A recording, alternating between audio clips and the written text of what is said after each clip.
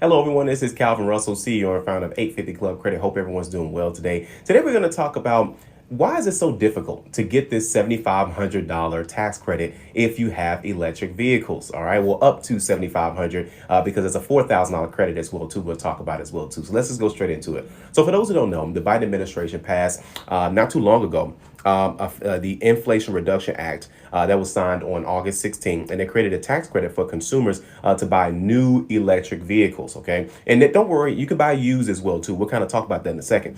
And essentially, you can get up to $7,500 as non-refundable, which means you must have a federal tax liability to get a full or partial benefits. We'll talk about that. But the credit also comes with assembly, manufacturing, and other requirements that may initially limit consumers to even get this. Okay, so number one, how can you even get it? Well, number one, you must purchase or already have a new electric vehicle, this year. Okay, and so now what defines as new? Is it the calendar year? Is it, what do they go by? So they're still kind of cleaning this whole process up because again, many people are going to be applying for this upcoming tax season, so there's still a little bit of fuzziness. But as of right now, the biggest thing is number one. Let's go ahead and actually talk about what does non-refundable mean, and then we'll kind of go into the car. Okay, because this is going to be huge.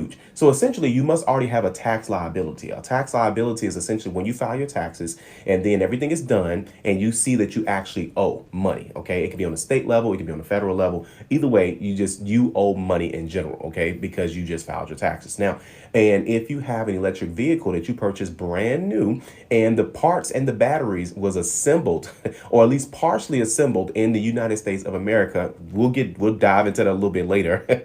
But essentially, if those parts were made in America, that was actually a part of that car, then you will qualify for a $7,500 tax credit. Now, let's talk about this. Let's say, for example, you owe the IRS when you do all your taxes and you end up with a liability. That means you owe $4,000 because you did your taxes essentially. Okay, and that's your portion that you have to pay.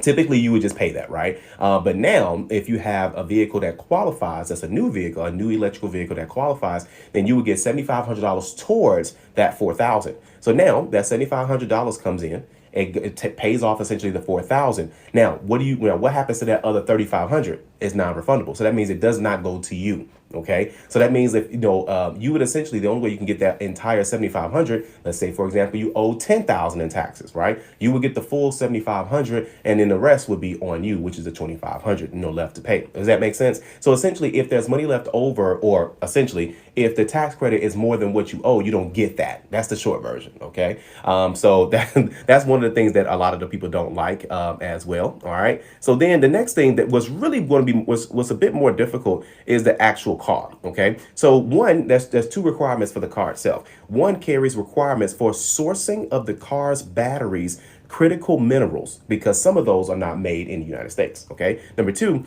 it requires a share of the battery components must be manufactured and assembled in North America. Right.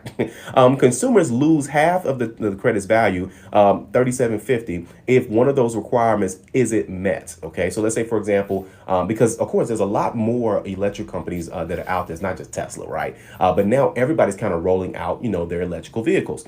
And if majority of the battery components are not, assembled, manufactured, or the United States does not have some share in that, then they're gonna lose a portion of that tax credit.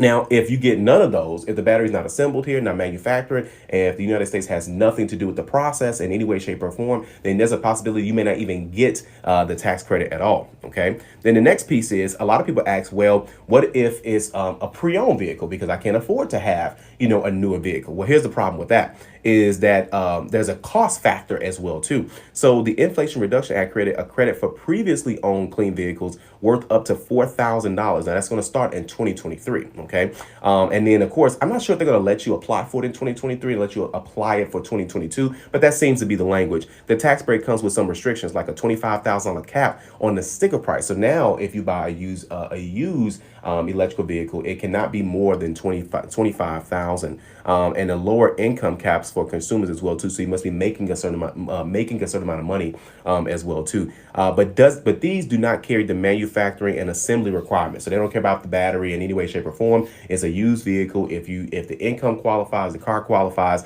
then you will get that credit, and that's going to be up to $4,000. Okay, but the whole point, obviously, as we know, is to get more electrical vehicles out there.